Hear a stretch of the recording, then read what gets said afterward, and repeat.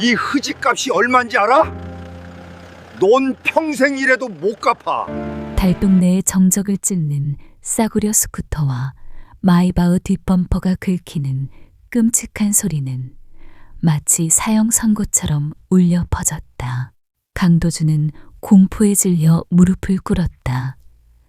이 작은 흠집 하나가 자신의 비루한 목숨값보다 비싸다는 걸 직감했기 때문이다. 차에서는 경로한 최판석 회장이 내려 당장이라도 이 건방진 놈을 부숴버릴 기세로 손을 치켜들었으나 청년이 고개를 드는 순간 노인의 손은 허공에 멈추고 말았다.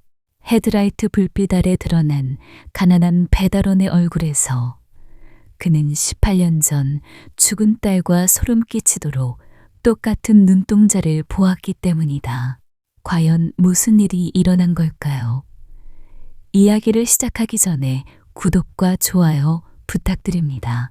그리고 저희 이야기가 얼마나 멀리 여행하고 있는지 알 수 있도록 어디서 보고 계신지 댓글로 남겨주세요.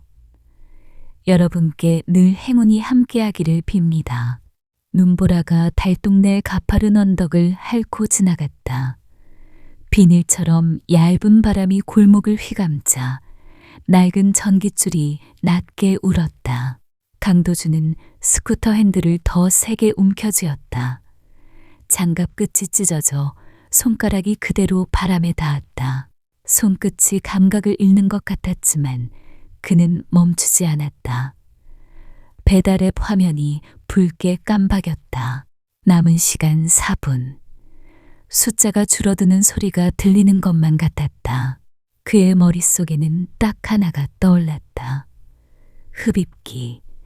여동생 유나가 숨을 고를 때마다 잡아당기듯 찾는 그 작은 기계. 오늘 보너스 배달을 놓치면 내일 아침 약국 앞에서 또 고개를 숙여야 한다. 다음에 올게요 라는 말이 얼마나 초라한지 도주는 이미 너무 많이 알고 있었다. 골목의 얼음은 사람을 비웃듯 반짝였다. 브레이크를 살짝만 잡아도 바퀴가 헛돌았다. 그는 일부러 속도를 줄였다가 다시 올렸다. 시간과 안전 사이에서 줄타기를 하는 손목이 떨렸다.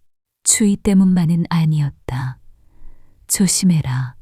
어딘가에서 누군가 소리쳤다. 도주는 대답 대신 고개만 끄덕이고 스쿠터를 뒤집어 넣었다.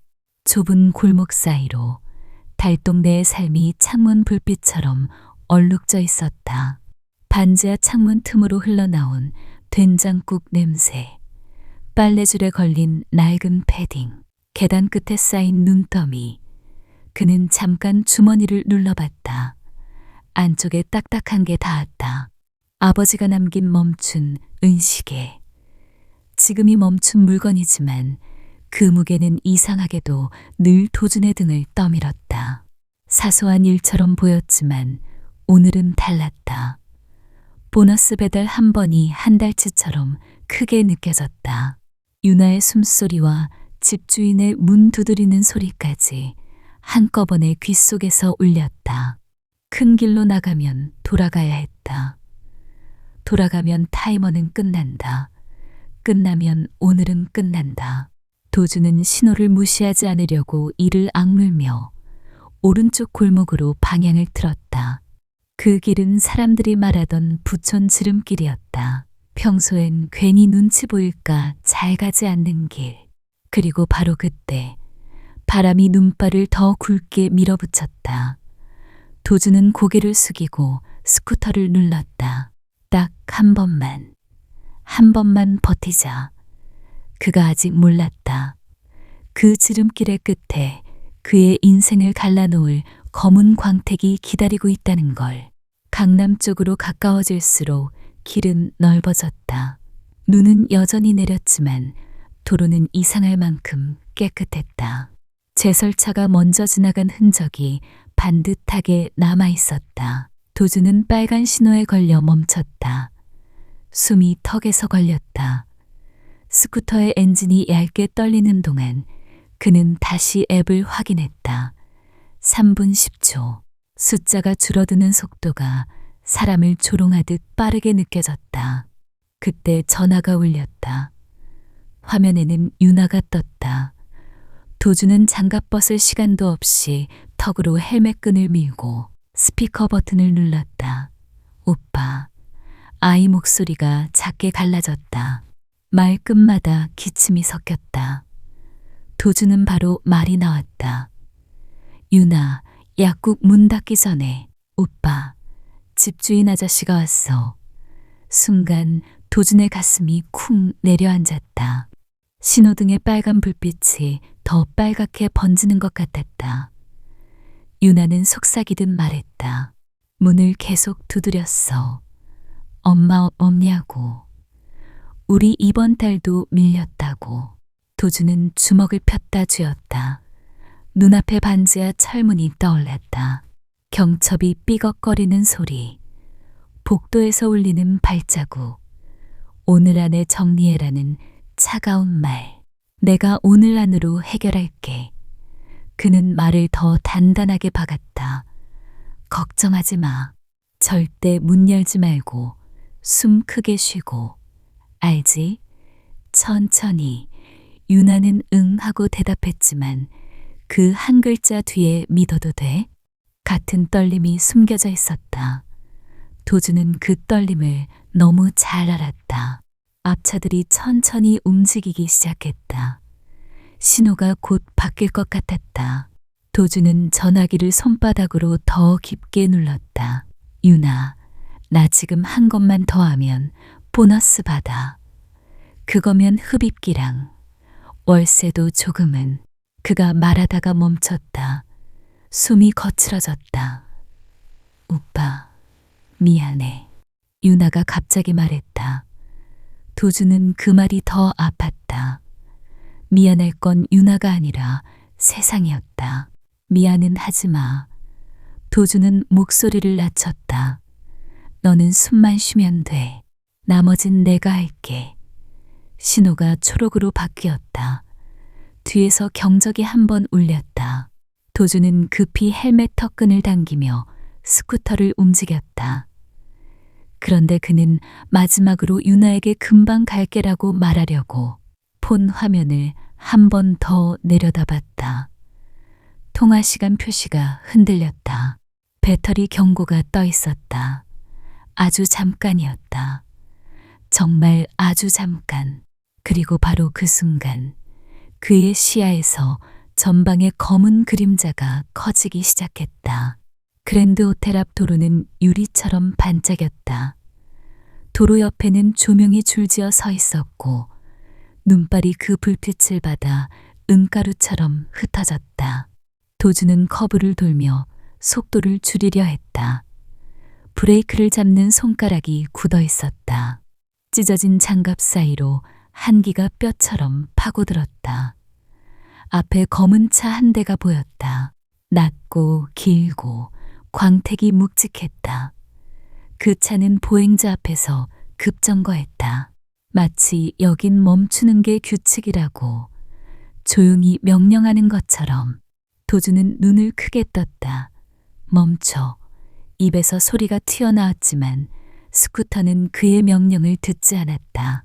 바퀴가 빙판 위에서 미끄러지며 제멋대로 미세하게 흔들렸다. 그는 핸들을 왼쪽으로 꺾었다가 다시 오른쪽으로 당겼다. 타이어가 눈 위를 긁으며 얇게 소리냈다. 도주는 양발을 내릴까 했지만 그러면 그대로 넘어질 것 같았다. 거리의 모든 소리가 멀어졌다. 오직 타이머의 숫자만 머릿속에서 뛰었다. 2분, 1분. 그 숫자들이 서로 밀치며 그를 코너로 떠밀었다. 쿵. 둔탁한 충격이 몸 전체에 퍼졌다. 스쿠터가 검은 차의 뒷부분을 건드린 뒤 중심을 잃고 옆으로 넘어졌다. 도주는 몸을 굴려 바닥을 짚었다. 장갑이 찢어진 손바닥이 차가운 아스팔트에 닿았다. 배달 가방이 벌어지며 안에 음식이 쏟아졌다. 따뜻해야 할 냄새가 찬 공기 속에서 급히 식어갔다. 종이 용기가 굴러가며 멈췄고 국물 자국이 도로 위에 길게 남았다. 도주는 멍하니 그 자국을 봤다. 끝났다. 그 말이 목구멍에서 걸렸다. 검은 차 마이바흐. 어딘가에서 한 번쯤 본 이름. 벤츠보다 위라던 그 이름이 지금은 눈앞에서 현실이 되어 있었다. 범퍼에 길게 난 흠집은 손톱만 했지만 도준에게는 절벽처럼 크게 보였다. 그는 숨을 삼켰다. 내 목숨값보다 비싸다는 생각이 머리보다 먼저 몸에 들어왔다. 차 안은 잠시 고요했다. 마치 누군가의 분노가 문 뒤에서 숨을 고르는 듯 했다. 그리고 바로 그때 운전석 문이 열렸다. 검은 코트를 입은 운전기사가 먼저 내렸다. 발걸음이 빠르고 단단했다. 뒷좌석 문도 이어서 열렸다. 은빛 지팡이를 짚은 노인이 천천히 모습을 드러냈다. 얼굴은 차가운 대리석 같았다. 눈빛은 사람을 숫자처럼 재는 눈빛이었다. 도주는 본능적으로 몸을 일으켰다. 스쿠터 손잡이를 잡고 다시 시동을 걸 수 있을 것 같았다. 하지만 그 노인의 입술이 움직였다. 이게 지금 무슨 짓이냐? 그 한마디가 눈보라보다 더 차갑게 도준의 귀를 때렸다. 가로등 불빛 아래 흠집은 더 선명해 보였다. 도준은 숨을 들이켰다가 내쉬었다. 엔진은 아직 살아있었다. 스쿠터는 옆으로 누웠지만 손을 뻗으면 일으킬 수 있었다. 운전기사가 다가와 소리쳤다. 당장 보험 불러. 아니, 너 어디 사는 놈이야? 도준의 눈은 순간적으로 주변을 훑었다. 호텔 건물의 벽, 주차장 입구, 나무 뒤 그늘. CCTV가 비출 만한 각도와 비지 않을 만한 각도가 머릿속에서 빠르게 그려졌다. 이 골목 끝으로만 도망치면 누가 그를 잡겠나. 그는 배달 가방을 봤다. 엎어진 음식, 고객 클레임, 해고. 그 다음은 유나의 흡입기, 월세. 몸이 먼저 움직이려 했다.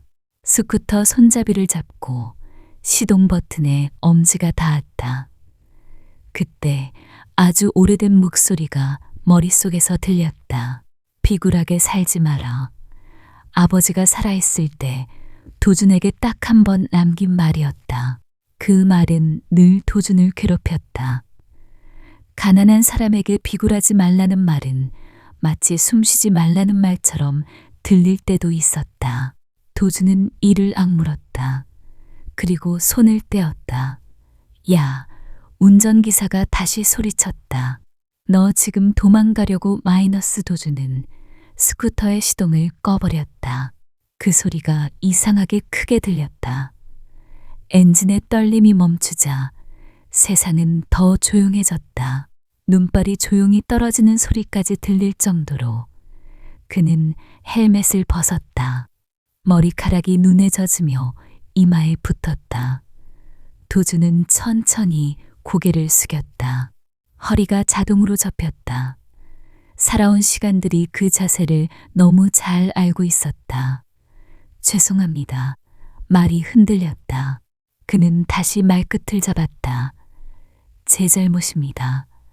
노인은 한 발짝 더 다가왔다. 최판석 회장. 그 이름을 도주는 뉴스에서 본 적이 있었다. 차갑게 웃는 얼굴, 숫자와 원칙만 말하는 사람. 회장의 그림자가 도준의 발끝까지 닿았다. 도준은 고개를 들지 못했다. 눈을 들면 자신이 가진 모든 게 찢겨나갈 것 같았다. 운전기사가 회장을 말리듯 말했다. 회장님, 이건 그냥 넘어갈 일이 아닙니다. 수리비만 해도 마이너스. 회장은 손을 들었다. 운전기사의 말이 끊겼다. 고개 들어. 회장의 목소리는 낮았지만 거부할 수 없는 힘이 있었다. 도주는 천천히 고개를 들었다. 눈이 시렸다. 가로등 불빛이 그의 얼굴을 정면에서 때렸다. 그는 아직 몰랐다. 자신이 방금 도망치지 않겠다는 선택을 한 순간 누군가의 오래된 상처를 다시 열어젖히고 있다는 걸 회장은 가까이 왔다. 그 얼굴에는 분노가 있었다. 평생 쌓아올린 규칙이 깨졌을 때 나오는 얼음 같은 분노. 도주는 입술을 깨물었다. 수리비. 제가 어떻게든 마이너스 말이 끝나기도 전에 회장의 시선이 도준의 눈 위로 멈췄다. 헤드라이트와 가로등이 겹쳐져 도준의 눈매와 눈썹 위 흉터를 선명하게 비췄다. 흉터는 크지 않았다. 어린 시절 넘어지며 생긴 자국. 하지만 그 자국이 오늘은 누군가의 기억을 찌르는 표시가 되었다. 회장의 표정이 미세하게 흔들렸다. 마치 단단한 대리석 표면에 금이 가는 것처럼. 도주는 불안할 때면 무의식적으로 귓불을 만졌다. 추위에 귀가 얼지 않게 하려는 습관처럼 손가락이 귀로 올라갔다. 그 순간 회장의 눈이 크게 떴다. 시간이 잠깐 멈춘 듯했다. 바람도, 눈도, 호텔 앞 차들의 엔진 소리도 멀어졌다. 회장의 입술이 열렸다가 닫혔다. 말이 나오지 않는 사람처럼 그는 한 번 더 도준을 훑었다. 눈동자, 눈꼬리, 고개를 살짝 기울이는 버릇. 도준은 그 시선이 너무 낯설어 몸을 굳혔다. 회장님, 죄송합니다. 저는 마이너스 회장은 갑자기 한 걸음 뒤로 물러섰다. 그 움직임은 분노의 물러섬이 아니었다. 충격을 피하려는 사람의 물러섬이었다. 운전기사가 더 흥분했다. 회장님, 이 청년, 지금 당장 경찰 마이너스 조용히 해. 회장의 목소리가 갈라졌다. 아주 잠깐 늙은 사람의 숨이 섞였다. 그는 손을 들어 자신의 가슴팍을 누르듯 얹었다. 코트 자락이 바람에 흔들렸다. 도주는 반사적으로 앞으로 나서려 했다. 괜찮으세요? 하지만 그의 발은 눈 위에서 멈췄다. 그는 누구에게 괜찮으세요? 라고 말할 처지가 아니었다. 방금 흠집을 낸 사람이다. 회장은 도준을 다시 봤다. 그 눈빛에는 분노 대신 설명할 수 없는 불안이 떠올랐다. 그리고 아주 낮게 마치 자신에게 하는 말처럼 말했다. 꺼져. 도준은 얼어붙었다. 그 말이 가라인지 살아남아라인지 도준은 구분할 수 없었다. 회장은 운전기사를 밀어내듯 손짓했다. 가자. 운전기사가 당황한 얼굴로 회장을 부축하듯 따라붙었다. 회장이 뒷좌석으로 몸을 옮기는 순간 그의 손이 떨렸다. 그는 문이 닫히기 전 마지막으로 도준을 한 번 더 바라봤다. 그 눈빛은 18년 전 잃어버린 시간을 다시 붙잡으려는 사람의 눈빛 같았다. 마이바흐는 조용히 출발했다. 흠집 하나를 남긴 채 아무 일도 없었다는 듯이 도준은 그 자리에 선 채 식어가는 음식 냄새와 눈발 사이에서 숨만 쉬었다. 그리고 바로 그때 도준의 주머니 속 멈춘 은시계가 더 무겁게 느껴졌다.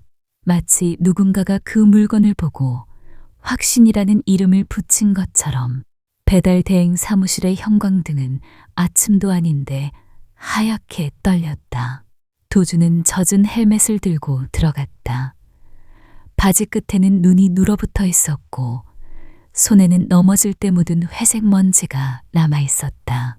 그는 먼저 죄송합니다를 꺼내려 했지만 입이 잘 열리지 않았다. 매니저는 책상 위에 휴대폰을 탁 내려놓았다. 화면에는 고객 클레임이 길게 떠 있었다. 호텔 앞에서 사고, 음식은 엉망, 내가 지금 장난하냐? 도주는 고장난 스쿠터 쪽을 가리켰다. 빙판길이라. 멈추려 했는데 마이너스 핑계는 됐고 매니저가 서류를 한 장 밀었다. 정사는 여기. 그리고 너 오늘부로 끝이야. 도주는 눈을 깜빡였다. 끝이요? 이런 사고 내는 애를 누가 써? 너 때문에 업체 점수 떨어졌어. 그는 순간적으로 무릎이 풀릴 뻔했다. 하지만 앉을 의자조차 없었다. 도주는 서류를 잡고 숫자를 훑었다. 페널티, 수리비 선결제, 장비대여 위약금. 오늘 벌어야 했던 보너스는 사라지고 대신 빚이 줄줄이 달려 있었다. 이게 제가 갚아야 하는 겁니까? 네가 깨트린 거잖아. 매니저는 딱 잘라 말했다. 우리도 사정 있어. 안 그러면 내가 내 월세 내주냐. 그 말에 도주는 입술을 꽉 다물었다. 사정. 그 단어는 늘 가난한 사람에게만 참으라고 가르쳤다. 도주는 마지막으로 손을 모았다. 저 동생이 아파서요. 오늘만. 매니저는 눈도 들지 않았다. 그럼 병원비는 내가 벌어. 여기서 울지 말고. 사무실 문이 등 뒤에서 닫히는 순간 바깥 공기가 더 차갑게 느껴졌다. 도주는 잠깐 골목에 멈춰섰다. 바람이 얼굴을 때렸다. 그런데도 그는 스스로에게 말했다. 도망치진 않았다. 그 자존심 하나가 오늘 밤 유나의 약값을 대신해주진 못했다. 그때 휴대폰이 진동했다. 배달앱에서 알림이 떴다. 계정 이용 제한, 사고 처리 미완료. 도주는 화면을 내려다보며 숨을 내쉬었다. 편해지지 않았다. 그리고 바로 그때 뒤쪽 골목에서 누군가의 시선이 살짝 스쳐 지나가는 느낌이 들었다. 최판석은 저택의 집무실에 홀로 앉아 있었다. 창밖엔 눈이 조용히 쌓이고 방 안은 시계 소리만 또각또각 울렸다. 그는 잠들지 못했다. 침대에 누웠다가 다시 일어나 검은 테이블 앞에 앉았다. 그리고 블랙박스 영상을 틀었다. 재생, 정지, 확대. 그는 손가락으로 화면을 밀어 올렸다. 배달원의 얼굴이 커졌다. 더 커졌다. 닮았다라는 말로는 부족했다. 눈동자와 눈매, 살짝 고개를 드는 버릇까지. 마치 오래된 사진에서 누군가가 걸어 나온 것처럼. 최판석은 서랍을 열었다. 낡은 앨범을 꺼냈다. 딸의 사진이 끼워진 페이지를 넘기자 종이에서 오래된 향이 났다. 웃고 있는 얼굴, 젊은 날의 눈빛. 그는 사진을 화면 옆에 세워두었다. 그리고 다시 영상으로 돌아갔다. 한 장면에서는 배달원이 불안한 듯 귀를 만졌다. 최판석의 손이 멈췄다. 그 버릇은 모간이 바짝 말랐다. 그는 물을 마시려 했지만 컵을 들지 못했다. 이성은 속삭였다. 말도 안 된다. 딸은 돌아오지 않았다. 그러나 직감은 더 집요했다. 그럼 왜 저 아이가 그 시선을 갖고 있지? 그는 다시 재생했다. 사고 직후 배달원이 시동을 걸 수 있는 순간이 있었다. 그런데 그 아이는 도망치지 않았다. 헬멧을 벗고 고개를 숙였다. 최판석은 그 장면에서 이상하게 숨이 막혔다. 딸도 그랬다. 끝까지 고개를 똑바로 들려고 했던 아이. 그는 결국 인터폰을 눌렀다. 보안 팀장. 잠시 후 문이 열리고 정갈한 정장의 남자가 들어왔다. 회장님, 늦은 시간에. 최판석은 말이 짧았다. 이 배달원, 찾아내. 그는 영상의 정지 화면을 돌려 보여줬다. 이놈에 대한 모든 걸 알아와. 어디서 왔고, 누구랑 살고, 무슨 사정이 있는지. 보안팀장은 잠깐 망설였다. 사고 처리 관련. 법무팀 통해 마이너스 법무가 아니라. 최판석은 사진을 손끝으로 눌렀다. 확인할 게 있다. 그 목소리는 평소의 냉혹함과 달랐다. 바닥에 금이 난 듯한 소리였다. 보안팀장은 고개를 숙였다. 알겠습니다. 문이 닫히자 최판석은 다시 화면을 확대했다. 배달원의 눈이 클로즈업으로 박혔다. 그는 아직 몰랐다. 그 아이를 찾는 이 명령이 자신의 집안에 숨겨진 거짓말을 한 겹씩 벗겨낼 줄은. 아침이 와도 반지하 창문엔 빛이 얇게만 들어왔다. 도주는 이불을 걷어내고 일어났다. 발바닥이 차가운 바닥에 닿자 어깨가 저절로 움츠러들었다. 유나는 작은 숨을 몰아쉬며 벽 쪽으로 몸을 말고 있었다. 도주는 먼저 전기난로를 켜려다 멈췄다. 전기요금 고지서가 탁자 위에 얹혀 있었다. 그는 주머니를 뒤집어 동전을 쏟았다. 철제 그릇 바닥에서 동전이 서로 부딪히는 소리가 났다. 그 소리가 유나를 깨울까봐 도주는 손바닥으로 덮어 소리를 죽였다. 오빠. 유나가 눈을 떴다. 얼굴이 창백해 보였다. 도주는 바로 웃어 보였다. 괜찮아. 오늘 약 사올게. 하지만 계산은 냉정했다. 동전과 구겨진 지폐를 다 모아도 약값이 모자랐다. 거기다 월세는 더 큰 산이었다. 도주는 벽 쪽에 작은 서랍을 열었다. 거기엔 낡은 사진 한 장과 멈춘 은시계가 있었다. 그는 시계를 손바닥에 올렸다.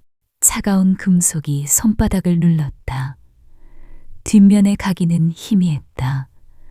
오래전에 누가 새긴 글자. 도주는 그 글자를 다 읽지 못했지만 아버지의 체온 같은 걸 느낄 때가 있었다. 이걸 팔면. 그는 말끝을 삼켰다. 이건 유일한 가보였다. 그러나 유나의 숨소리 앞에서 가보란 단어는 너무 사치였다. 유나는 도준의 손을 봤다. 그거 아빠 거잖아. 도준은 시계를 주머니에 넣었다. 잠깐 맡길 거야. 다시 찾아오면 돼. 그는 씻지도 못한 얼굴로 패딩을 걸쳤다. 가파른 계단을 올라가며 숨이 찼다. 바깥 공기는 차갑고 맑았다. 달동네의 언덕 위로 멀리 강남의 마천루가 보였다. 유리벽들이 햇빛을 받아 번쩍였다. 도주는 그 반짝임을 보며 이를 악물었다. 저기 사는 사람들은 타이머가 빨갛게 깜빡여도 전당포 간판이 보였다. 그때 길 건너에 검은 세단 한 대가 조용히 멈춰섰다. 도주는 눈치채지 못했다. 그는 오직 주머니 속 시계 무게만 느끼며 문 쪽으로 걸었다. 그리고 바로 그때 세단의 창문이 아주 조금 내려갔다. 누군가가 도준의 뒷모습을 오래 바라봤다. 전당포 문을 밀자 종이 딸랑 울렸다. 따뜻한 공기가 잠깐 얼굴을 감싸더니 곧 낯선 냄새가 섞여왔다. 금속, 오래된 종이, 묵은 나무 냄새. 도주는 시계를 꺼내 카운터 위에 올렸다. 이거 맡기면 얼마 나올까요? 주인은 돋보기를 쓰고 시계를 들었다. 눈빛이 순간 흔들렸다. 그러나 그는 아무렇지 않은 척 목을 가다듬었다. 멈췄네. 수리해야 하고. 도주는 손가락을 꼼지락거렸다. 조금만이라도 급해서요. 주인은 시계를 내려놓고 계산기를 두드렸다. 숫자가 찍혔다. 도준의 얼굴이 굳었다. 그 돈으로는 약값도 다 못 채운다. 그는 시계를 다시 집으려 했다. 그때 문 밖에서 인기척이 들렸다. 양복을 입은 남자 둘이 들어왔다. 깔끔한 구두, 냄새 없는 코트, 말수 적은 눈빛. 도주는 본능적으로 등을 곧게 폈다. 경찰인가? 아니면 어제 사고의 사람들인가? 남자 중 한 명이 도준의 이름을 정확히 불렀다. 강도준 씨. 도준의 심장이 빠르게 뛰었다. 누구세요? 남자는 지갑에서 명함을 꺼내 보였다. 글자는 어렵고 로고는 단정했다. 최 회장님 쪽입니다.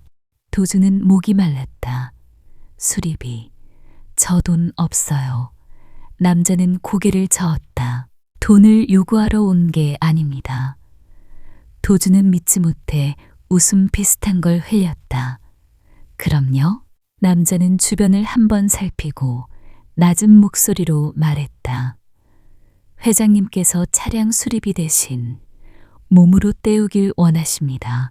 도주는 순간 말을 잘못 들은 줄 알았다. 뭐라고요? 남자는 급히 덧붙였다. 오해하지 마십시오. 어려운 일 아닙니다. 저택에서 일을 도우시면 됩니다. 기간은 협의 가능합니다. 도주는 주먹을 꽉 쥐었다. 저택. 그 단어가 너무 멀게 느껴졌다. 그는 자존심이 먼저 떠올랐다. 부자 집에 들어가서. 하지만 바로 뒤에 유나의 기침이 겹쳐 들렸다. 월세 독촉에 문 두드리는 소리도. 남자가 봉투를 내밀었다. 성급입니다. 오늘 바로 병원비나 약값 처리하셔도 됩니다. 도주는 봉투를 받지 않았다. 손이 떨렸다. 세차나 정원일 같은 거면 할 수 있어요. 도주는 결국 봉투를 잡았다. 종이의 단단함이 손바닥에 닿았다. 그는 고개를 숙였다. 하겠습니다. 남자는 바로 뒤돌아섰다. 차로 모시겠습니다. 도주는 전당포 주인을 흘끗 봤다. 주인은 말없이 도준을 바라만 봤다. 마치 돌아오라고 말하고 싶은 얼굴로. 그리고 바로 그때 도준은 문턱을 넘으며 깨달았다. 이 제안은 일자리가 아니라 문이 닫힌 미로의 입구라는 걸. 검은 세단은 강남의 넓은 길을 미끄러지듯 달렸다. 차창 밖으로 마천루들이 스쳐 지나갔다. 유리와 철이 세운 도시. 도주는 창문에 비친 자신의 얼굴을 봤다. 낡은 패딩, 눈에 젖은 머리카락, 어제 넘어지며 생긴 먼지 자국. 차가 멈춘 곳은 도준이 지도에서만 보던 동네였다. 담장이 높았고 문 앞에는 작은 경비초소가 있었다. 문이 열리자 안쪽 길이 길게 이어졌다. 나무들이 정리된 줄처럼 서 있었고 도주는 내리자마자 발끝을 봤다. 신발이 카펫을 더럽힐까 겁이 났다. 이쪽입니다. 양복 남자가 안내했다. 메인 홀의 문이 열리자 따뜻한 공기와 함께 넓은 공간이 펼쳐졌다. 바닥의 대리석은 하얗게 빛났고 벽에는 그림들이 조용히 걸려 있었다. 도주는 숨을 크게 들이켰다가 괜히 소리가 날까봐 바로 줄였다. 사용인이 다가와 유니폼을 내밀었다. 갈아입으세요. 말투는 정중했지만 눈빛은 차가웠다. 여기가 내 자리냐고 묻는 눈빛. 도주는 탈의실 같은 방에서 급히 옷을 갈아입었다. 단추를 채우는 손이 서툴렀다. 옷감은 부드럽고 새 것이었다. 그 부드러움이 오히려 낯설어 도주는 어깨를 더 웅크렸다. 홀로 나오자 몇몇 사용인들이 작게 속삭였다. 배달원이라며 회장님이 왜 저런 애를. 그 말들이 도준의 귀에 꽂혔다. 그는 아무것도 못 들은 척 바닥만 봤다. 그리고 바로 그때 2층 발코니 쪽에서 시선이 내려왔다. 도주는 고개를 들지 않아도 알 수 있었다. 누군가가 그를 평가하고 있다는 걸. 재판석은 난간 뒤에 서 있었다. 그는 도준을 똑바로 보지 않았다. 마치 들키면 안 되는 마음이라도 있는 것처럼 그림자 속에서 가만히 지켜봤다. 그의 손에는 어젯밤 꺼낸 딸의 사진이 접힌 채 쥐어져 있었다. 도주는 안내받은 대로 홀을 닫기 시작했다. 걸레를 움직일 때마다 자신의 숨소리와 천의 마찰 소리가 커 보였다. 실수하면 끝이다라는 생각이 손목을 굳게 만들었다. 그때 현관 쪽에서 또렷한 구두 소리가 들렸다. 빠르고 단정한 걸음. 누구 허락받고 드린 겁니까? 남자의 목소리가 홀을 자르는 칼처럼 날카로웠다. 도준이 고개를 들자 중년의 남자가 서 있었다. 깔끔한 코트, 계산이 먼저 떠오르는 눈, 최민재였다. 민재는 도준을 위아래로 훑고 미세하게 입꼬리를 올렸다. 여긴 아무나 드나드는 곳이 아닙니다. 도준은 걸레를 멈추고 침을 삼켰다. 그리고 바로 그 순간 2층에서 조용히 바닥이 울렸다. 누군가가 내려오고 있었다. 재판석이 결정을 내리기 전 민재가 먼저 이 판을 흔들기 시작한 것이다. 아침의 저택은 조용했다. 눈은 밤새 더 쌓였고 창문 밖 나무들은 흰옷을 입은 것처럼 서 있었다. 도준은 서재 문 앞에서 신발 끝을 한 번 털었다. 사형인 하나가 말없이 문을 열어줬다. 안쪽에는 책 냄새와 가죽 냄새가 섞여 있었다. 여기 청소해. 집사 목소리가 짧았다. 회장님 짓이야. 도준은 걸레와 먼지떨이를 받아들고 책상부터 닦기 시작했다. 손목이 긴장해 자꾸 힘이 들어갔다. 흠집 내면 끝이다. 그 생각이 머리를 눌렀다. 그때였다. 책상 한쪽, 파일 아래로 두툼한 봉투가 살짝 보였다. 일부러 숨긴 것처럼도 일부러 보이게 둔 것처럼도 애매했다. 도준은 손을 멈췄다. 숨이 한 박자 늦게 들어왔다. 봉투 틈 사이로 지폐의 모서리가 보였다. 유나, 양. 그 숫자들이 입안에서 굴러다녔다. 어젯밤 전당포에서 느꼈던 무력감이 다시 올라왔다. 도준은 봉투를 짚지 않았다. 대신 책상의 먼지를 더 세게 닦았다. 마치 그 유혹이 먼지처럼 사라지길 바라는 사람처럼. 그런데 걸레가 봉투를 스치며 봉투가 바닥으로 툭 떨어졌다. 소리가 너무 크게 났다. 도준은 얼어붙었다. 방 안의 모든 책들이 그 소리를 들은 것 같았다. 그는 봉투를 주워들었다. 손끝이 찌릿했다. 봉투는 따뜻하지도 차갑지도 않았다. 그냥 종이였다. 그런데 그 종이가 사람을 시험하는 칼날처럼 느껴졌다. 도준은 봉투를 열지 않았다. 봉투를 그대로 들고 주변을 둘러봤다. 서재 안에는 아무도 없었다. 하지만 도준은 이상하게 누군가 보고 있다는 느낌을 지울 수 없었다. 그는 조심스럽게 봉투를 책상 위로 올려놓지 않았다. 오히려 더 잘 보이는 곳, 책장 가운데 빈 선반 위로 옮겨놓았다. 누가 봐도 여기 있습니다 라고 말하는 자리였다. 그리고 도준은 집 사실 쪽으로 걸음을 옮겼다. 저 서재에 봉투가 떨어져 있었습니다. 말이 너무 딱딱하게 나왔다. 집사는 눈썹을 미세하게 올렸다. 봉투? 도준은 고개를 끄덕였다. 제가 선반 위에 올려뒀습니다. 집사는 아무 말 없이 도준을 보다가 종이 한 장에 무언가 적었다. 다시 가서 계속해. 도준은 서재로 돌아오며 심장이 요동치는 걸 느꼈다. 스스로에게 말했다. 아무것도 안 했다. 해야 할 일만 했다. 그런데 바로 그때 2층 집무실의 모니터 한가운데 도준의 손이 잡혔다. CCTV 화면 속에서 도준은 봉투를 열지 않은 채 선반 위에 올려두고 있었다. 재판석은 화면을 끄지 못했다. 손가락이 리모컨 위에서 굳었다. 그래, 그 아이도 그랬지. 그리고 그의 눈빛이 더 깊은 결심 쪽으로 천천히 내려앉았다. 정원은 눈 때문에 더 넓어 보였다.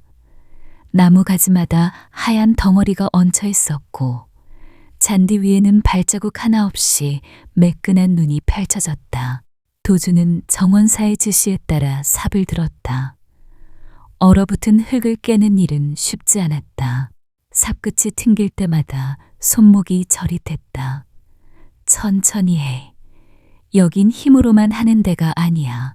정원사가 중얼거리듯 말했다. 도주는 말없이 고개를 끄덕이고 흙을 조금씩 파냈다. 땀이 등줄기에 올라왔지만 그는 유니폼이 젖을까봐 움직임을 줄였다. 그때 정원 끝에서 구두 소리가 들렸다. 눈 위를 밟는 소리인데도 또렷했다. 최민재가 서 있었다. 그는 웃지 않았다. 웃을 이유가 없는 사람처럼 보였다. 어제 홀에서 봤던 그 눈이 그대로였다. 민재는 도준을 한참 바라봤다. 그리고 아주 사소한 순간을 놓치지 않았다.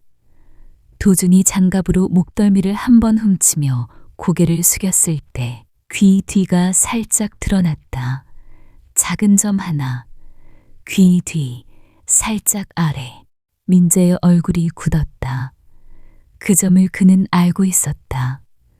오래전에 회장의 딸이 집을 떠나기 전 한 번만 스치듯 본 적이 있었다.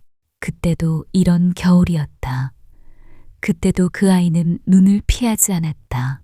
민재는 입안이 바짝 마르는 걸 느꼈다. 설마 그 단어가 머릿속에서 부딪혔다. 도주는 민재의 시선을 느끼고 삽을 내려놓았다. 전무님, 지시 있으십니까? 민재는 대답하지 않았다. 대신 고개를 아주 조금 기울였다. 사람을 물건처럼 살피는 습관이 드러났다. 이름이 뭐지? 도주는 또박또박 말했다. 강도준입니다. 민재는 그래 하고 짧게 끊었다.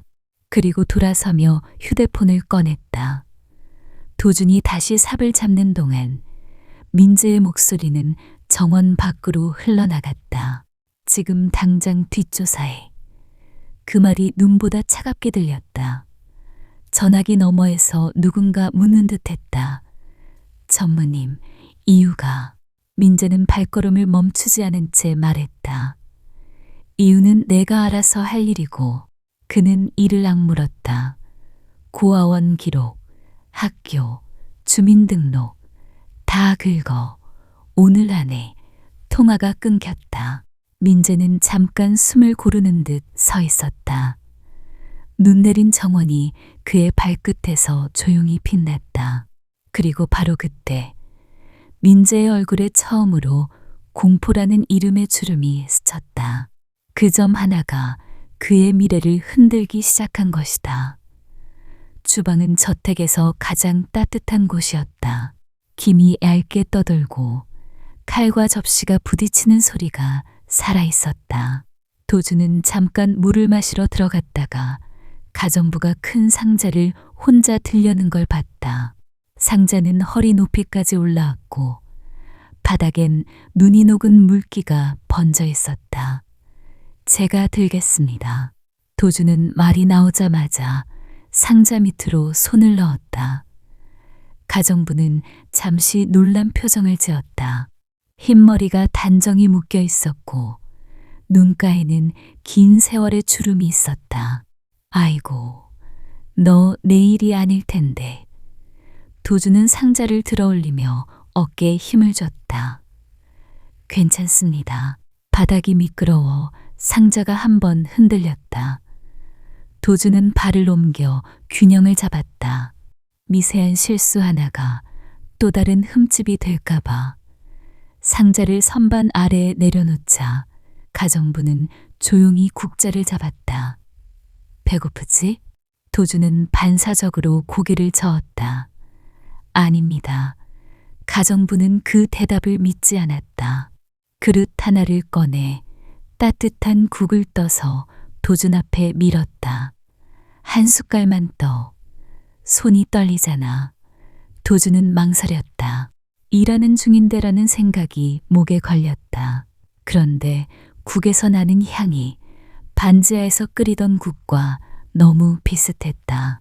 그는 결국 숟가락을 들었다. 첫 숟갈이 목을 지나가자 몸 안에서 얼어있던 뭔가가 조금 풀리는 것 같았다. 도주는 괜히 고개를 숙인 채 먹었다. 들키면 안 되는 위로를 받는 사람처럼. 가정부가 낮게 웃었다. 밥 먹는 모습이 그 아가씨랑 똑같네. 도준의 숟가락이 멈췄다. 아가씨요? 가정부는 바로 입을 다물었다. 주방 안에 다른 사람이 들을까봐 그녀는 주변을 한번 훑었다. 아니야. 그냥 옛날 생각이 나서. 도준은 더 묻고 싶었지만 그 순간 다른 조리사가 거칠게 말했다. 거기 신입. 지금 밥 먹을 때야. 도준은 급히 숟가락을 내려놓고 일어섰다. 죄송합니다. 그 말이 자동처럼 튀어나왔다. 따뜻한 국의 온기가 아직 손끝에 남아 있었는데 다시 찬 공기가 들어왔다. 가정부는 조리사에게 조용히 손짓했다. 내가 먹으라 했어. 그러나 조리사는 눈을 흘겼다. 여긴 규칙이 있어요. 도준은 고개를 더 숙였다. 규칙. 그 단어는 어디서나 약한 사람에게 더 무겁게 얹혔다. 가정부는 도준의 손목을 살짝 잡고 속삭였다. 여기선 그 이름을 함부로 말하면 안 돼. 도준은 숨을 삼켰다. 왜요? 가정부는 대답 대신 그릇을 걷어 싱크대 아래로 숨기듯 넣었다. 그리고 바로 그때 주방 문밖 복도에서 누군가 작은 목소리로 말했다. 18년 전 그 일만 없었어도. 도준은 그 말에 발이 굳었다. 뜨거운 국이 아니라 낯선 비밀이 그의 속을 덮이기 시작했다. 차고는 조용했다. 넓은 공간에 차들이 줄지어 서 있었고 바닥은 거울처럼 반짝였다. 도준은 검은 마이바흐 옆에 서서 천으로 차체를 닦았다. 손을 움직일 때마다 어제 그랜드 호텔 코너에서 들렸던 둔탁한 충격이 잠깐씩 떠올랐다. 그는 그 기억을 밀어내듯 더 정성스럽게 닦았다. 흠집만 더 나면 혼잣말이 튀어나왔다. 도준은 입을 다물었다. 그때 주머니가 걸레에 스치며 무언가가 떨어졌다. 딸깍. 바닥에 작은 금속 소리가 울렸다. 도준은 얼굴이 굳었다. 주머니에서 나온 건 멈춘 은시계였다. 그는 급히 주워 들려다 멈췄다. 이미 누군가의 그림자가 가까워져 있었다. 최판석이 차고 입구에 서 있었다. 평소처럼 사람을 재는 눈빛이었지만 오늘은 그 안쪽이 이상하게 흔들렸다.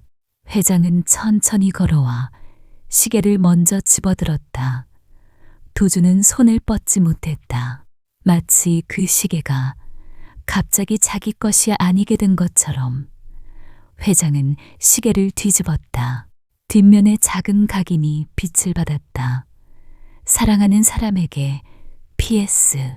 그 글자를 읽는 순간 회장의 눈이 멈췄다. 입술이 얇게 떨렸다. 그는 한동안 아무 말도 하지 못했다. 도준은 조심스럽게 말했다. 그건 아버지 유품입니다. 회장은 시계를 쥔 손에 힘을 줬다. 손가락 관절이 하얗게 보일 정도였다. 아버지? 회장의 목소리가 낮게 갈라졌다. 도준은 고개를 끄덕였다. 어릴 때부터 갖고 있었는데 멈춰서요. 그냥 주머니에 넣고 다녔습니다. 회장은 한 걸음 옆으로 비틀렸다. 그 순간 그의 어깨가 아주 조금 내려앉았다. 늙은 몸이 아니라 오래된 죄책감이 사람을 눌렀을 때의 자세처럼. 도준은 반사적으로 팔을 뻗었다. 회장님. 그는 회장의 팔꿈치를 받쳤다. 회장의 코트 소매가 도준의 손등을 스쳤다. 차가웠다. 회장은 잠깐 도준에게 기대었다가 곧바로 몸을 세웠다. 아무 일 없다는 듯이. 하지만 숨이 한 번 크게 들렸다가 늦게 나왔다. 이걸 어디서 샀지? 도준은 고개를 저었다. 산 게 아닙니다. 정말 아버지 거였습니다. 회장은 대답하지 않았다. 대신 시계를 자신의 주머니 안쪽에 넣었다. 도주는 놀라 눈을 크게 떴다. 회장님, 그건 J- 회장은 손을 들어 말을 끊었다. 오늘 밤 내 집무실로 와. 도주는 입술을 때려다 다시 다물었다. 거절할 수 있는 분위기가 아니었다. 회장은 돌아서며 덧붙였다. 그리고 지금 일은 계속해. 그가 걸어나가자 차고 공기가 더 차가워진 느낌이었다. 도주는 멍하니 자신의 빈 주머니를 눌렀다. 멈춘 시계가 사라진 자리에서 불안이 더 크게 뛰기 시작했다. 그리고 바로 그때 도주는 깨달았다. 저 노인이 방금 가져간 건 시계가 아니라 자신이 숨겨온 정체일지도 모른다는 걸. 복도는 길고 조용했다. 카펫은 발소리를 삼켰고 벽의 그림들은 사람을 내려다보고 있었다. 도주는 빨래 바구니를 들고 세탁실 쪽으로 걸었다. 머릿속에는 오늘 밤 집무실이라는 말이 계속 맴돌았다. 회장이 왜 자신의 시계를 가져갔는지 그 이유가 하나도 잡히지 않았다. 그때 뒤에서 민재의 목소리가 들렸다. 야, 도주는 발을 멈추고 돌아섰다. 민재는 가까이 오지 않았다. 그냥 서서 사람을 멀리서 조종하는 표정이었다. 일은 잘하나? 도주는 고개를 숙였다. 시키시는 대로 하고 있습니다. 민재는 한 발짝 다가왔다. 그리고 아주 자연스럽게 도준의 점퍼 소매를 툭 치는 척했다. 손놀림은 짧았고 정확했다. 도준은 그 순간을 알아차리지 못했다. 민재는 미소 비슷한 걸 흘렸다. 그래, 계속 열심히 해. 그 말이 친절로 들리지 않았다. 민재가 지나가고 얼마 되지 않아 복도 끝에서 경호팀 둘이 걸어왔다. 표정이 굳어 있었다. 불씨 검문입니다. 도주는 눈을 깜빡였다. 검문이요? 최근에 분실 사건이 있었습니다. 경호원이 딱딱하게 말했다. 협조하시죠.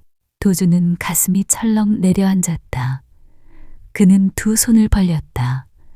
전 훔친 거 없습니다. 그건 우리가 확인합니다.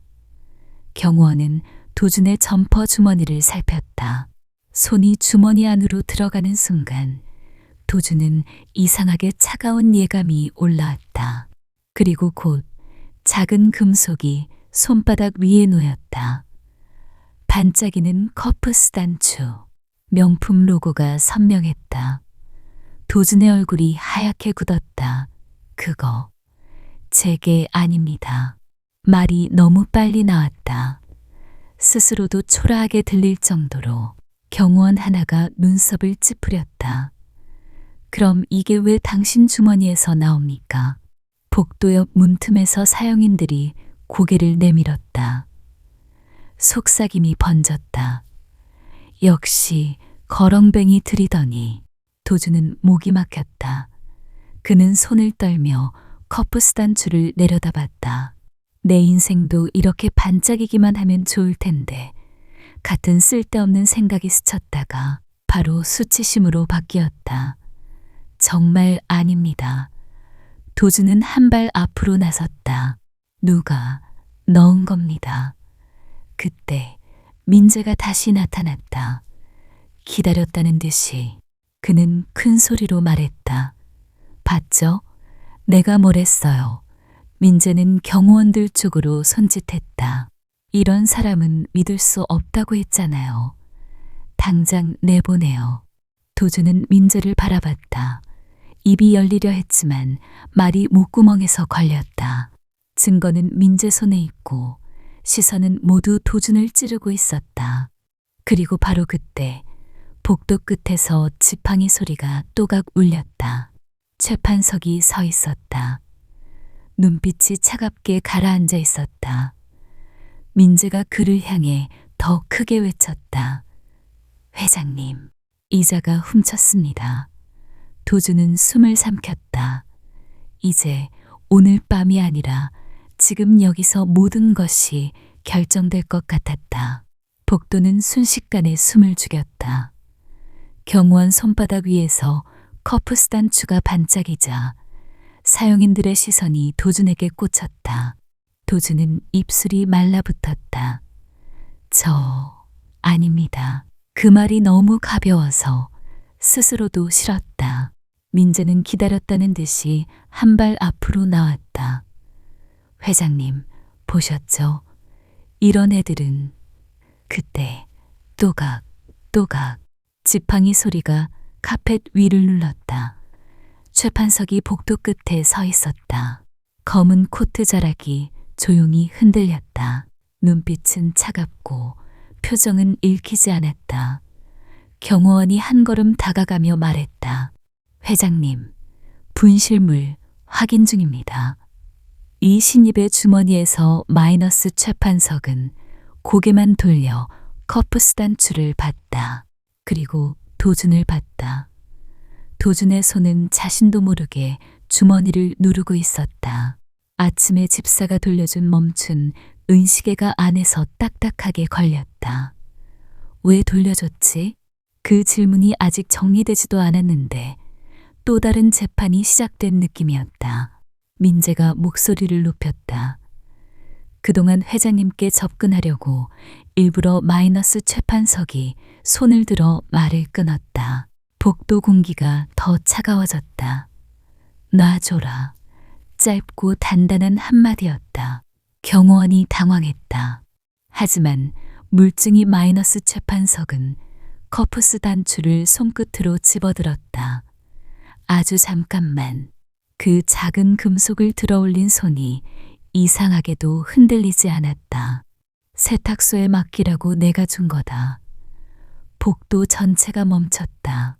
사용인들의 입이 벌어졌다가 조용히 닫혔다.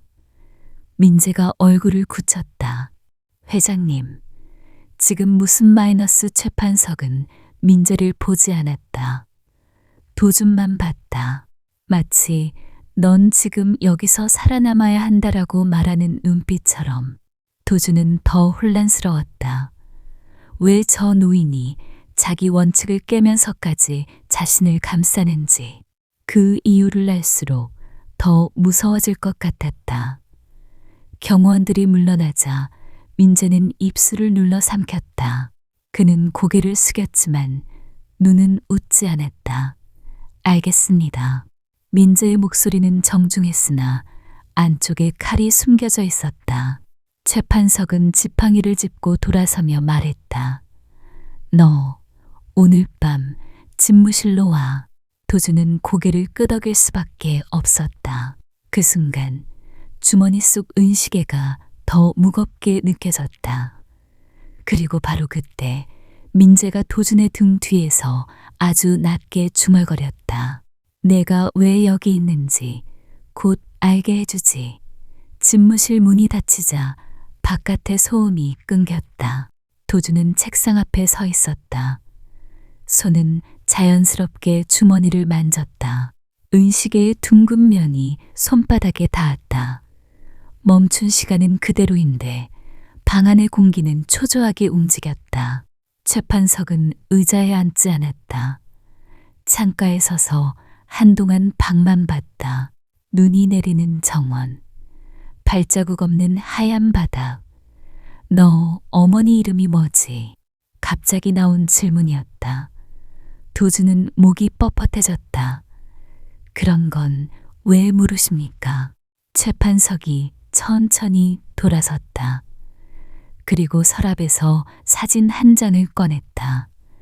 낡은 사진, 모서리가 달아 있었다. 봐라. 도준은 조심스럽게 사진을 받았다. 젊은 여자, 웃고 있는데 웃음 끝에 어딘가 슬픔이 묻어 있었다. 도준의 숨이 멎었다. 엄마. 사진이 손끝에서 미세하게 떨렸다. 그는 한 번 더 확인하듯 얼굴을 들었다. 이 사진을 왜 회장님이? 최판석은 목소리를 낮췄다. 내 딸이다. 도준은 말이 나오지 않았다. 머릿속에서 수많은 설명이 서로 부딪혔다. 그럴 리 없다와 그래서 그랬구나가 동시에 올라왔다. 최판석은 한 걸음 다가와 더 무거운 말을 내렸다. 그리고 나는 내 할아버지다. 도준의 손가락이 굳었다. 은시계가 주머니 안에서 딱딱하게 눌렸다. 그는 웃고 싶지도 울고 싶지도 않았다. 그냥 어지러웠다. 최판석은 마지막을 피하지 않았다. 내가 내 어미를 빈손으로 내쫓았다. 돌아오지 말라고 했다. 그 선택이 너희를 여기까지 몰았다. 도준의 가슴이 한번 크게 내려앉았다. 그는 사진을 탁자 위에 내려놓았다. 당신이 말이 목구멍에서 걸렸다가 겨우 밖으로 나왔다. 당신이 우리를 이렇게 만든 거예요? 최판석은 눈을 감았다. 그 모습이 처음으로 늙어 보였다. 그래. 도준은 고개를 저었다. 당신 돈 필요 없어. 그는 손을 떨며 주머니에서 은시계를 꺼냈다. 이거 아버지가 남긴 거예요. 멈춰도 우리가 버텨온 거. 도준은 시계를 꼭 쥐었다. 당신이 엄마를 그렇게 만들었잖아. 최판석이 입술을 때려 했지만 도준은 먼저 문 쪽으로 걸었다. 나한테 가족인 척 하지 마요. 그 말은 칼이 아니라 얼음 같았다. 문이 열리고 도준이 나갔다. 최판석은 그대로 서 있었다. 사진 속 딸의 웃음이 책상 위에서 흔들렸다. 그리고 바로 그때 최판석의 손이 가슴팍을 조용히 눌렀다. 그는 숨을 들이켰지만 편해지지 않았다. 도준은 저택을 나와 바로 병원으로 향했다. 서울의 겨울바람은 얼굴을 베듯 차가웠다. 그는 택시비를 아끼려고 지하철을 탔다. 손잡이를 잡은 손이 떨렸다. 분노 때문인지 추위 때문인지 모를 떨림이었다. 유나의 병실 문을 열자 소독 냄새와 따뜻한 공기가 섞여 나왔다. 유나는 침대에 앉아 창밖을 보고 있었다. 작은 몸이 이불 속에 더 작아 보였다. 오빠. 유나가 웃으려 했지만 웃음이 길게 이어지지 못했다. 도준은 억지로 미소를 붙였다. 짐 챙기자. 응? 도준은 가방을 꺼냈다. 여기 계속 못 있어. 우리 다른 데로 가자. 그 말은 도망처럼 들렸지만 도준은 어쩔 수 없었다. 저택 공기까지 떠올리면 숨이 막혔다. 그때 간호사가 들어왔다. 강유나 보호자분 맞으세요? 도준은 고개를 끄덕였다. 간호사는 차트에 표시된 이름을 확인하더니 아주 자연스럽게 말했다. 치료비가 1년치 선납되셨어요. 그리고 오늘 중으로 VIP 병실로 옮기십니다. 도준은 귀가 멍해졌다. 선납이요? 누가요? 간호사는 당연하다는 듯이 대답했다. 최판석 회장님 쪽에서요. 보호자분께도 안내가 갔을 텐데. 도준은 말문이 막혔다. 유나는 눈을 동그랗게 뜨고 도준을 봤다. 오빠, 우리 돈 생긴 거야? 도준은 대답을 못했다. 그는 잠깐 창밖을 봤다. 겨울 하늘이 회색으로 내려앉아 있었다. 자존심이 먼저 고개를 들었다. 싫다. 저 사람 도움은 싫다. 하지만 유나의 숨이 그 뒤에서 들렸다. 유나에게는 자존심이 아니라 시간이 더 급했다. 도준은 간호사에게 물었다. 취소할 수 있습니까? 간호사가 당황했다. 취소요? 왜요? 이건 환자에게 큰 기회 마이너스. 도준은 손으로 이마를 쓸었다. 그냥 확인만 해주세요. 간호사가 나가자 유나는 조심스럽게 물었다. 오빠, 그 회장님이 우리 도와주는 거야? 도준은 유나의 머리카락을 쓰다듬었다. 너는 그런 거 신경 쓰지 마. 말은 그렇게 했지만 그의 손끝은 더 무거워졌다. 병실 복도 끝에서 검은 코트를 입은 남자가 서 있는 게 보였다. 저택에서 봤던 보안 팀장. 그 남자가 고개를 숙였다. 강도준 씨, 회장님이 다시 뵙자고 하십니다. 도준은 그 말을 듣는 순간 심장이 쿵 내려앉았다. 도망치려 했는데 길목마다 선납이라는 이름의 줄이 쳐져 있었다. 최민재의 사무실은 온도가 일정했다. 창밖에 눈이 내려도 실내는 늘 같은 공기였다. 민재는 책상 위에 놓인 작은 봉투를 바라보고 있었다. 봉투는 평범했지만 그 안에 든 것은 평범하지 않았다. 부하가 들어와 조심스럽게 서류를 내려놓았다. 결과 나왔습니다. 민재는 서류를 펼치지 않고 먼저 물었다. 수치가 부하는 침을 삼켰다. 99.9 일치입니다. 민재의 눈이 한 번 깜빡였다. 그게 전부였다. 그러나 그 한 번의 깜빡임 뒤로 머릿속 계산이 폭풍처럼 돌아갔다. 회장님이 공식적으로 인정한다. 이 사회가 흔들린다. 내 자리가 사라진다. 민재는 의자에 등을 기대지 않았다. 오히려 앞으로 숙였다. 마치 상대의 목덜미를 잡으려는 사람처럼 부하가 조심스럽게 말했다.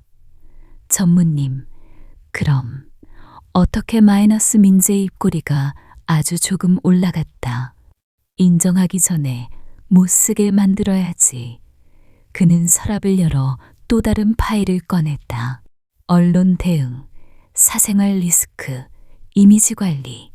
이런 건 민재가 가장 잘 아는 언어였다.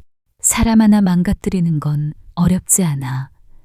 민재는 종이에 펜으로 한 줄을 그었다. 도준의 이름을 적고 그 아래에 굵은 선을 쫙 그었다.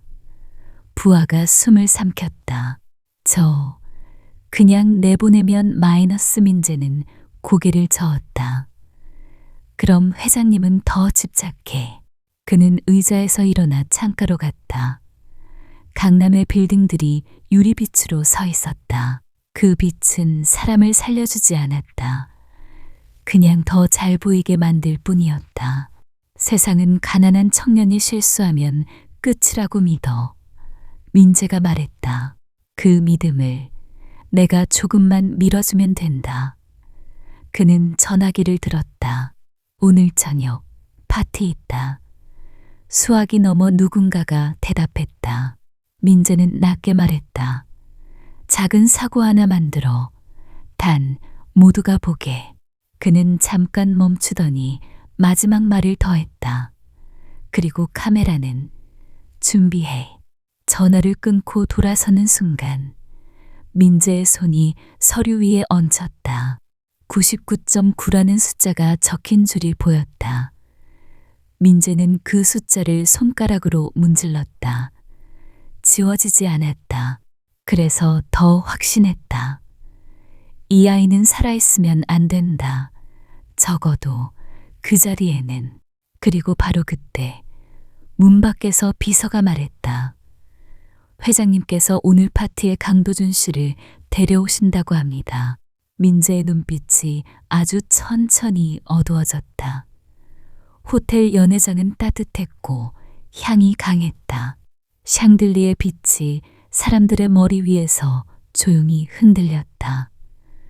도준은 거울 앞에 서 있었다. 정장은 몸에 맞았지만 마음은 맞지 않았다.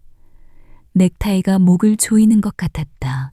고개 들어 집사가 뒤에서 넥타이를 매만졌다.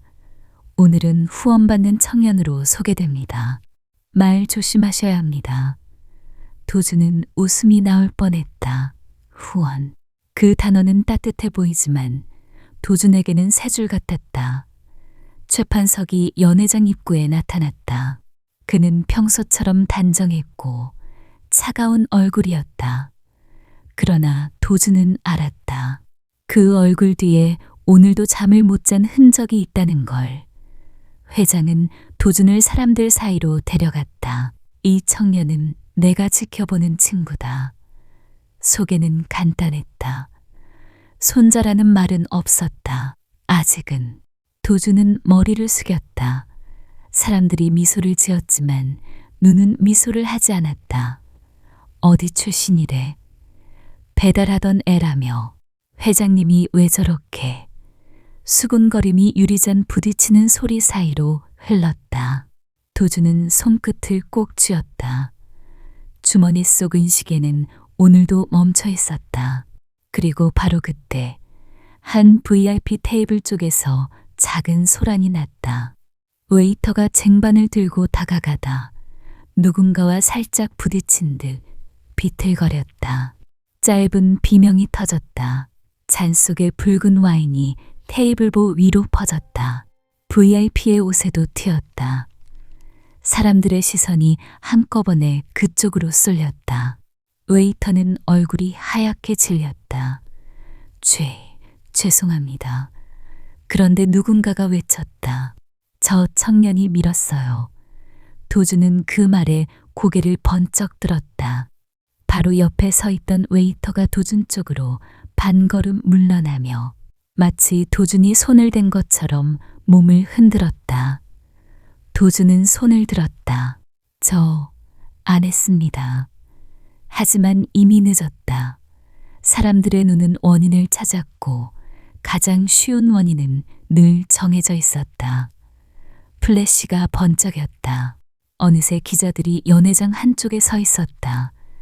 최판석이 도준을 보았다.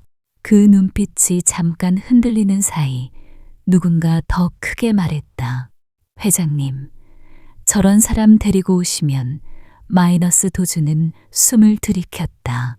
말이 나오기 전에 그의 어깨 위로 보이지 않는 손이 눌러오는 것 같았다. 그리고 바로 그때 민재가 멀리서 잔을 들고 미소 짓는 게 보였다.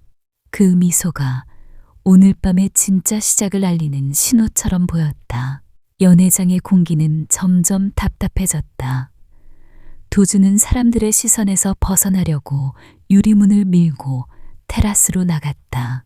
차가운 공기가 목을 씻어주는 듯 했지만 가슴 속 열은 그대로였다.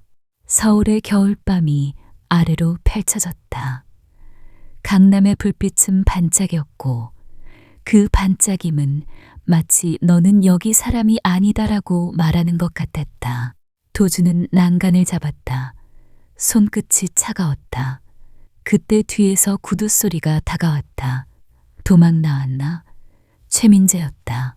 손에는 잔이 들려 있었고 얼굴에는 무심한 미소가 걸려 있었다. 도주는 돌아보지 않으려 했지만 민재는 한 발 더 가까이 왔다. 회장님이 너를 데려온 이유. 너도 대충 알겠지. 도주는 이를 악물었다. 전무님, 더 할 말 없으면. 마이너스. 민재는 도준의 말을 가볍게 끊었다. 내 엄마 말이야. 그 이름을 입에 올리는 순간 도준의 어깨가 굳었다. 민재는 낮은 목소리로 칼날처럼 또렷하게 말했다. 행실이 좋지 않았다고 들었어. 그래서 버림받은 거겠지. 도준의 숨이 멎었다. 말이 목구멍에 걸렸다. 손가락이 떨렸다. 마이너스 추위 때문이 아니었다. 입 다물어. 도준의 목소리가 갈라졌다. 민재는 웃었다. 봐, 이게 내 본색이지. 그리고 아주 작게 덧붙였다. 가난은 원래 성질부터 거칠다니까. 그 말이 도준의 마지막 끈을 끊었다. 도준은 민재의 가슴팍을 두 손으로 밀었다. 큰 힘을 준 것도 아닌데 민재는 준비된 사람처럼 뒤로 휘청이며 넘어졌다. 잔이 난간 아래로 떨어져 어딘가에서 유리 소리가 났다. 전무님. 누군가의 목소리가 튀어나왔다. 도주는 그제야 테라스 문 쪽을 봤다. 기자들이 있었다. 마치 처음부터 기다렸던 것처럼 카메라가 동시에 번쩍였다. 플래시가 눈을 아프게 찔렀다. 민재는 바닥에 앉은 채 손바닥을 펼쳐 보였다. 아무것도 묻지 않았는데도 표정만으로는 큰 피해를 입은 사람처럼 보였다. 그는 도준을 올려다보며 작게 속삭였다. 고맙다. 그 한마디가 더 끔찍했다. 도준은 발끝이 얼어붙었다. 내가 걸렸다. 하지만 동시에 저 사람은 처음부터 나를 여기로 끌고 왔다는 확신이 들었다. 연회장 안에서 누군가 소리쳤다. 회장님께 알려. 그리고 바로 그때 도준의 휴대폰 화면에 속보 알림이 튀었다. 회장 후원 청년. 임원 폭행 논란 제목이 칼처럼 박혔다. 도준은 난간을 놓쳤다. 서울의 찬 공기가 폐 깊숙이 들어왔지만 숨이 쉬어지지 않았다. 다음 날 아침, 재판석의 집무실은 더 조용했다. 조용한데도 전화벨과 메시지 알림이 끊임없이 벽을 두드리는 것 같았다. 도준은 문 앞에서 잠깐 멈췄다. 들어가면 또 무슨 값을 치러야 할지 알 것 같았다. 문이 열리자 회장은 창가에 서 있었다. 책상 위에는 신문들이 펼쳐져 있었고 화면에는 빨간 숫자들이 줄지어 있었다. 주가가 흔들립니다. 비서의 목소리가 조심스러웠다. 비서가 나가자 회장은 돌아섰다. 어제 일, 너도 감정이 있었겠지. 도준은 고개를 들었다. 그 사람이 먼저 마이너스 회장은 손으로 공기를 한번 눌렀다. 지금은 이유를 따질 때가 아니다. 그 말이 도준에게는 익숙한 절망의 말로 들렸다. 사정이 있다. 규칙이다. 어쩔 수 없다. 회장은 책상 위 종이를 밀었다. 사과문이다. 민재에게 사과해라. 공식적으로 사람들 앞에서. 도준은 종이를 보지 않았다. 손끝이 차갑게 굳었다. 제가 왜요? 목소리가 낮았지만 흔들렸다. 회장은 숨을 한번 내쉬었다. 회사를 지켜야 한다. 너 하나 때문에 수천 명이 흔들리는 걸 원하나? 도준은 그 말에 웃음이 나올 뻔했다. 웃기지도 않은 웃음이었다. 저는 그냥 숨 쉬려고 한 겁니다. 유나 약값 때문에, 월세 때문에 매일 시간이랑 싸우면서. 회장의 눈빛이 잠깐 흔들렸다. 그러나 곧 다시 원칙의 눈이 됐다. 사과하면 너도 보호받는다. 회장은 마지막 카드처럼 말했다. 그게 현실이다. 도준의 입술이 하얗게 말랐다. 그는 종이 위의 글자를 보지 않고도 읽을 수 있었다. 유감, 오해, 앞으로 조심. 그 말들은 늘 약한 쪽이 먼저 내뱉는 말이었다. 도준은 고개를 저었다. 못합니다. 회장의 얼굴이 굳었다. 그럼 넌 여기서 끝이야. 도준은 가슴이 조여왔다. 하지만 물러서면 자신이 스스로를 버리는 느낌이 들었다. 그는 천천히 말했다. 당신은 엄마 때처럼 또 돈을 선택하시는군요. 그 말이 방한 공기를 가르며 떨어졌다. 회장의 손이 책상 모서리를 꽉 잡았다. 도준은 등을 돌렸다. 문손잡이를 잡는 순간 뒤에서 회장의 목소리가 따라왔다. 이름이 처음으로 부드럽게 들렸지만 도준은 더 무서웠다. 그는 문을 열었다.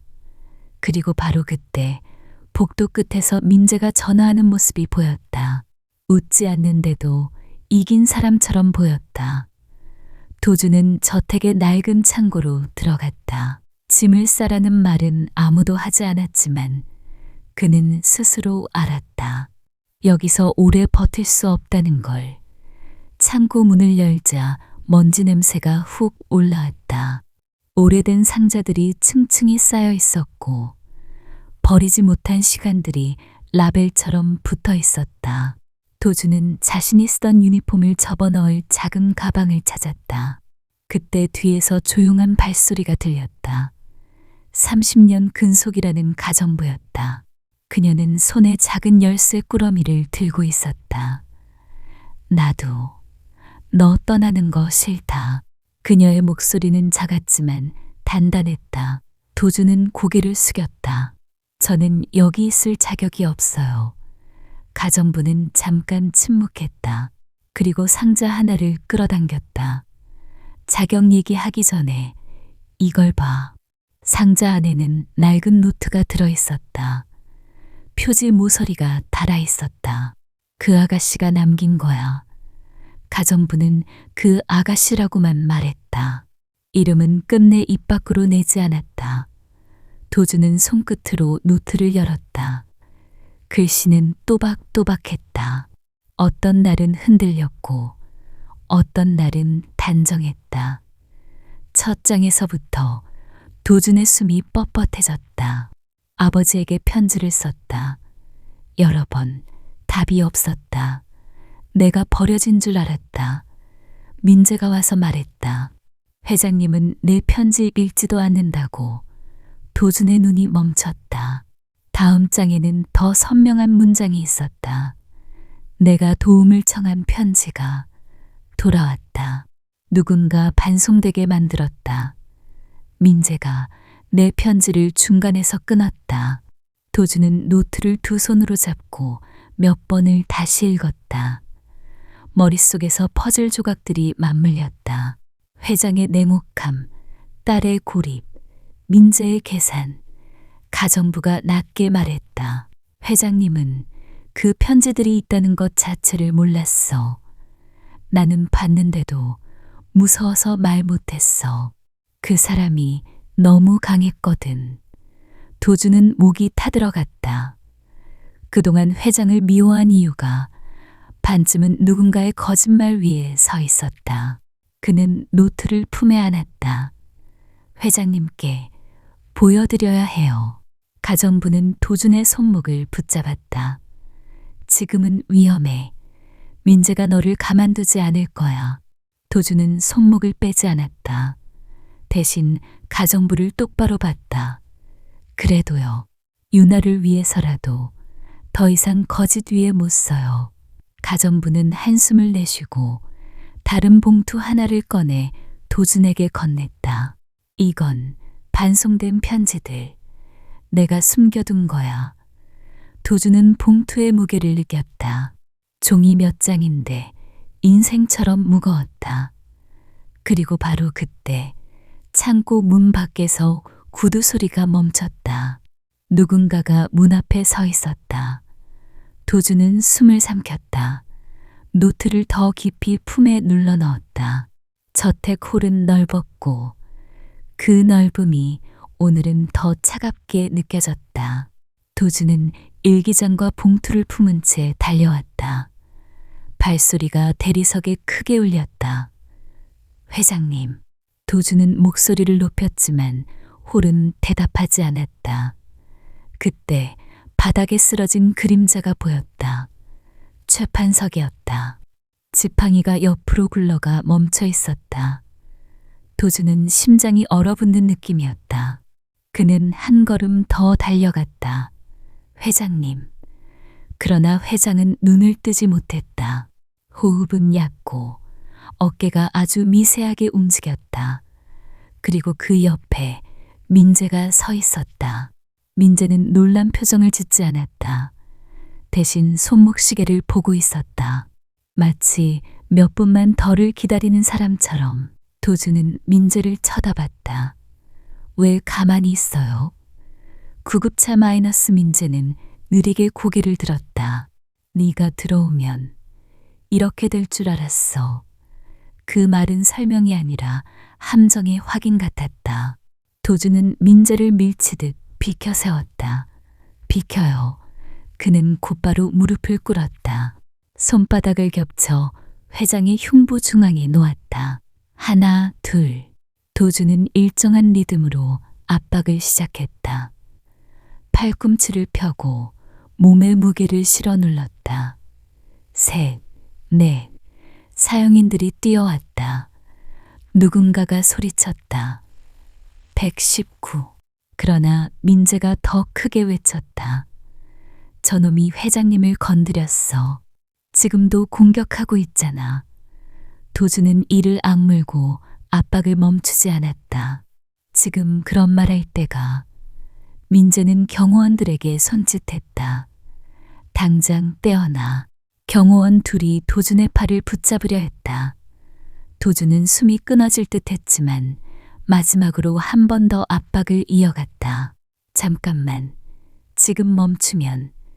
누군가가 전화기 스피커로 응급요원의 안내를 틀었다. 가슴 중앙을 일정한 속도로. 그 안내가 홀에 울렸다. 마침내 멀리서 사이렌 소리가 가까워졌다. 도주는 압박을 멈추고 회장의 턱을 조심스럽게 받쳐 기도를 확보하려 했다. 손동작이 떨렸지만 그는 집중했다. 그런데 그 순간 민재가 경호원들 뒤로 한 발 물러나며 조용히 말했다. 이 장면만 있으면 돼. 경호원들이 도준을 거칠게 끌어냈다. 도준의 무릎이 바닥에서 미끄러졌지만 그는 회장의 얼굴만 바라봤다. 제발, 지금만 버텨요. 구급대원들이 들이닥쳤다. 도구 가방이 열리고 움직임이 빠르게 이어졌다.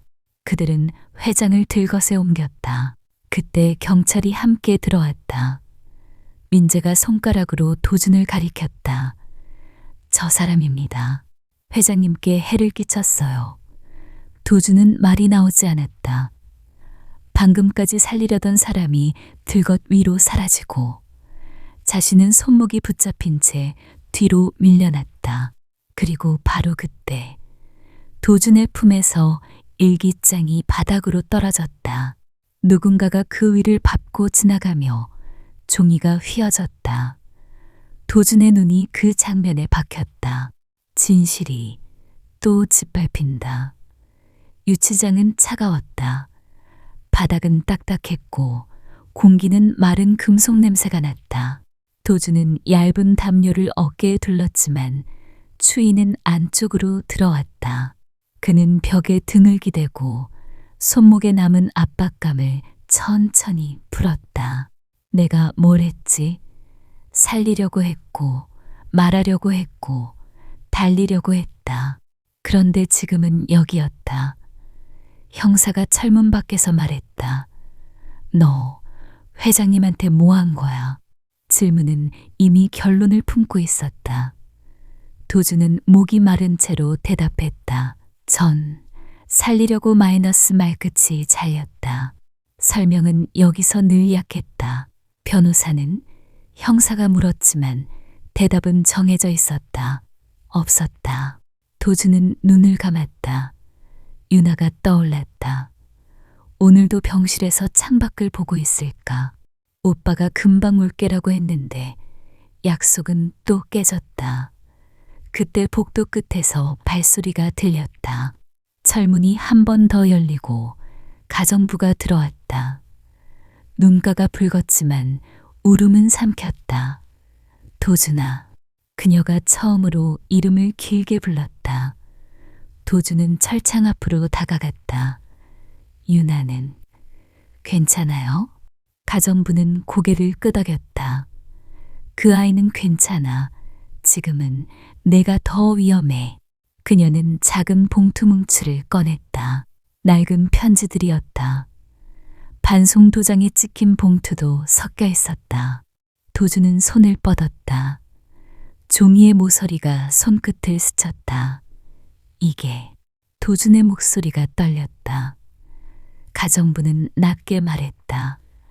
그 아가씨가 보낸 편지들 민재가 숨겼고 다시 돌아오게 만든 거야. 그리고 회장님이 그 사실을 알면 민재는 끝이야. 도준은 편지를 가슴에 눌렀다. 그 종이들이 감옥 문보다 더 단단한 열쇠처럼 느껴졌다. 근데 제가 여기 갇혀 있는데 어떻게 마이너스 도준이 말하자 가정부가 더 급하게 속삭였다. 내일 주주총회야. 민재가 회장님이 의식이 없다는 걸 이용해서 회장 자리에 올라가려 해. 도준의 눈이 크게 떴다. 주주총회. 그건 뉴스에서만 보던 단어였다. 그런데 지금은 자신과 유나의 미래를 통째로 삼킬 수 있는 단어가 되어 있었다. 가정부는 철창 사이로 도준의 손을 잡았다. 너, 이 편지들만 있으면 판이 뒤집혀. 하지만 시간 없어. 도준은 손을 꽉 쥐었다. 철문 너머에서 형사가 다시 다가왔다. 면의 끝. 가정부가 마지막으로 말했다. 도준아, 내가 선택해야 해. 싫어도. 네가 그 집안의 진실이야. 철문이 닫히며 소리가 울렸다. 도준은 어둠 속에서 편지 봉투를 만졌다. 종이가 아니라 사람의 목소리를 만지는 음이었다. 그리고 바로 그때 복도 어딘가에서 또각또각 구두 소리가 지나갔다. 누군가가 내일을 이미 자기 것처럼 걸어가고 있었다. 철문이 열리자 찬 공기가 먼저 들어왔다. 도준은 풀려난 손목을 문질렀다. 그런데 복도 끝에 전당포 주인이 서 있었다. 낡은 코트의 손에는 영수증 뭉치. 내 아버지, 나랑 오래 알던 사이야. 주인은 말을 길게 하지 않았다. 일단 나가. 시간 없다. 도준은 굳었다. 왜? 저를 마이너스 설명은 나중. 밖으로 나오자 눈이 다시 내렸다. 도준은 휴대폰을 켰다. 내일 주주총회. 가정부의 목소리가 귀에 울렸다. 그는 주인의 차를 타려다 멈췄다. 병원부터 의사 소견서가 필요했다. 그리고 바로 그때 뒤에서 누군가 소리쳤다. 저 청년. 도준은 고개를 숙이고 뛰었다. 눈발 속에서 병원 간판이 멀게 흔들렸다. 챕터 단어수 158단어 챕터 27 중환자실 앞에 약속. 중환자실 앞. 출입문은 잠겨 있었다. 도준은 경비에게 막혔다. 보호자 확인이 마이너스 제발요. 도준은 봉투를 꺼냈다. 반송된 편지들. 이거. 손에 차트를 들고 짧은 지시를 하고 있었다. 그때 누군가가 문을 열어줬다. 최판석은 눈을 떴다. 아주 잠깐 숨을 고르듯 도준은 편지들을 침대 옆에 놓았다. 이게 우리 엄마가 보낸 겁니다. 최판석의 손끝이 봉투를 더듬었다. 눈이 젖었지만 그는 소리를 내지 않으려 애썼다. 민재가 말이 끊겼다. 그리고 바로 그때 최판석이 도준의 손목을 붙잡았다. 나를 그곳으로 데려다오. 그 말이 내일의 문을 열었다. 한성그룹 주주총회장은 유리처럼 차가웠다. 민재는 단상에 올라 서류에 도장을 찍으려 했다. 이사들이 고개를 끄덕였다. 의식이 없으시니 전무 가마이너스. 그리고 바로 그때 문이 열렸다. 도준이 휠체어를 밀고 들어왔다. 휠체어 위 최판석이 앉아 있었다. 얼굴은 창백했지만 눈빛은 살아있었다. 경호가 막으려 하자 최판석이 마이크를 잡았다. 내가 말했다. 목소리는 떨렸지만 도망치지 않았다. 그는 민재를 욕하지 않았다. 대신 자신의 과거를 공개했다. 딸에게 했던 말, 쫓아낸 날의 선택, 회장석의 무게가 그 자리에서 무너졌다. 그리고 그는 결정했다. 경영권은 내 손에서 끝낸다. 주식은 딸 이름 재단으로 넘기고 도준을 운영자로 세웠다. 민재의 얼굴이 굳었다. 싸울 명분이 바닥에 떨어졌다. 회의장이 술렁일 때 문 쪽이 다시 열렸다. 이번엔 경찰이었다. 최판석 옆에 선 변호사가 조용히 고개를 끄덕였다. 증거 은닉, 문서 조작, 그리고 응급조치 방해 정황. 민재는 웃으려 했지만 입꼬리가 올라가지 않았다. 이건 함정입니다. 그러나 화면이 켜졌다. 홀에서 시계를 보며 서 있던 장면. 전화가 늦어진 기록. 그 모든 조각이 하나로 이어졌다. 기자들의 플래시가 터졌다. 민재의 손목에 차가운 금속이 채워졌다. 도주는 한 발 앞으로 나갔다. 최판석의 손을 잡았다. 최판석이 작게 말했다. 늦었지만 이제라도. 그리고 바로 그때 민재가 마지막으로 도준을 노려봤다. 그 눈빛이 말하는 듯했다. 끝난 게 아니다. 봄바람이 마당의 작은 나무를 흔들었다. 대저택이 아니라 소박한 주택. 식탁 위에는 따뜻한 국과 반찬이 놓였다. 유나는 숨을 고르며 웃었고 최판석은 스웨터 차림으로 숟가락을 들었다. 벽에는 엄마의 사진이 걸려 있었다. 그 옆에는 굳혀진 은시계. 멈췄던 초침이 다시 움직였다. 도주는 가방을 들었다. 다녀오겠습니다. 회사로가 아니라 대학으로 향하는 길이었다. 최판석은 현관까지 따라 나왔다. 한참 말이 없다가 아주 낮게 말했다. 도준아, 미안하다. 도준은 잠깐 멈췄다. 지켜주세요. 유나랑 재단이랑 최판석이 고개를 끄덕였다. 그리고 바로 그때 도준은 문손잡이의 작은 흠집을 손끝으로 쓸었다. 흠집 하나의 대가가 이제는 지켜낼 힘이 되었다.